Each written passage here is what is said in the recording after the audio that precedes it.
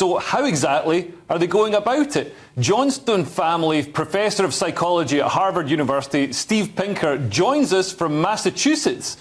Steve, thanks for joining us. Thank you for having me. And tell us about what you're doing at Harvard. A group of faculty have formed a council that has no official status, but we have banded together so that to make free speech a thing, that is to have one constituency that actually is saying that it's a good thing. There's a huge institutionalized bureaucracy of diversity and inclusion and belonging that seems to have no particular concern for academic freedom. We thought that there should be some entity that actually stands up for it.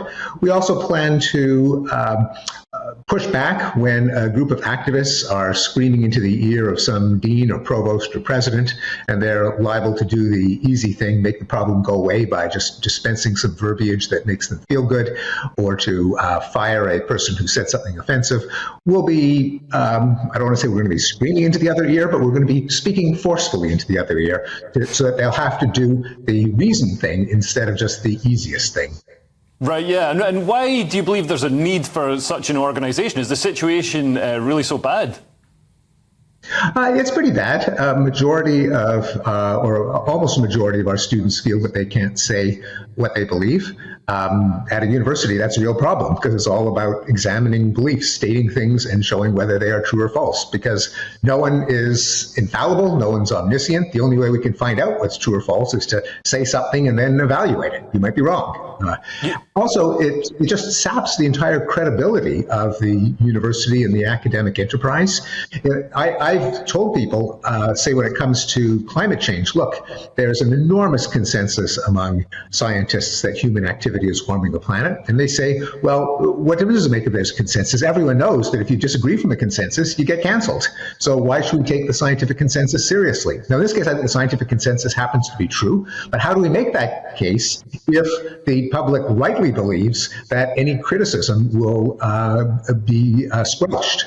So it's really safeguarding the entire academic, the credibility of the enterprise and the integrity of the enterprise, because you can't figure out what's true and what's false unless you say things so they can be evaluated.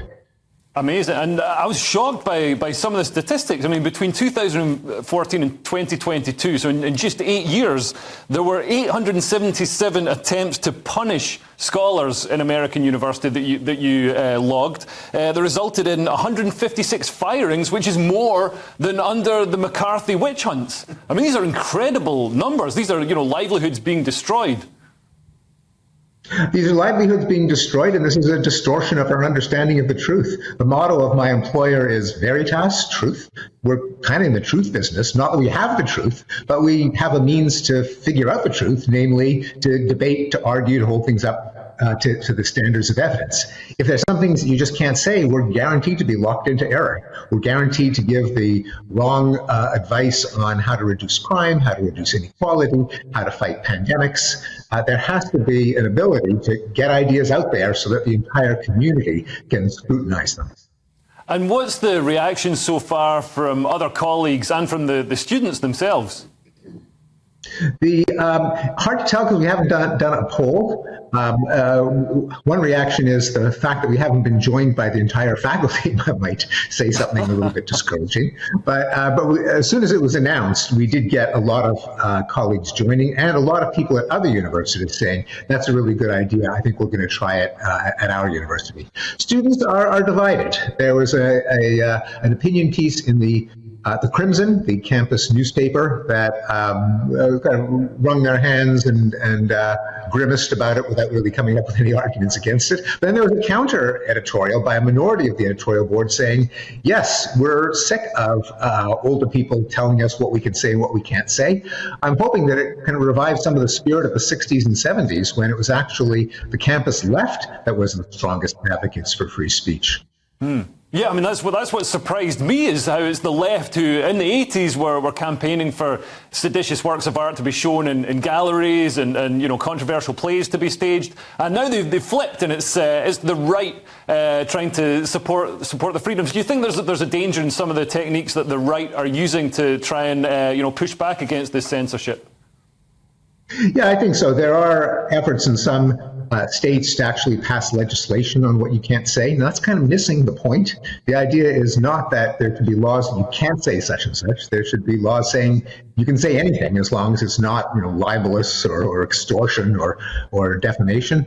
But politicians will be tempted to put a thumb on the scale, which is not going to help because it's just going to introduce distortions from the other side. And we're mindful of not being, even though a lot of the threats to free speech come from the left, not all of them.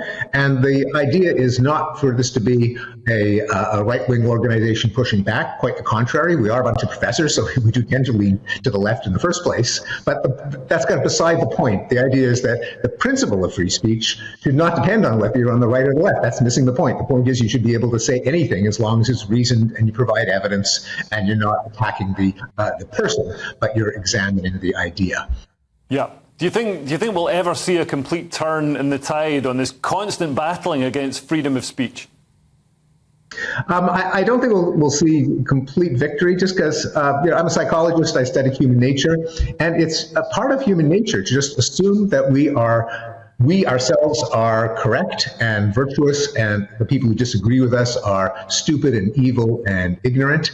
The idea that there can be disinterested, objective truth, that we can all work together to try to find it, I think that's a great idea, but it's a deeply weird idea in human history. I mean, it's a product of the Enlightenment, and it's a constant battle to remind people that that's the best way to determine the truth.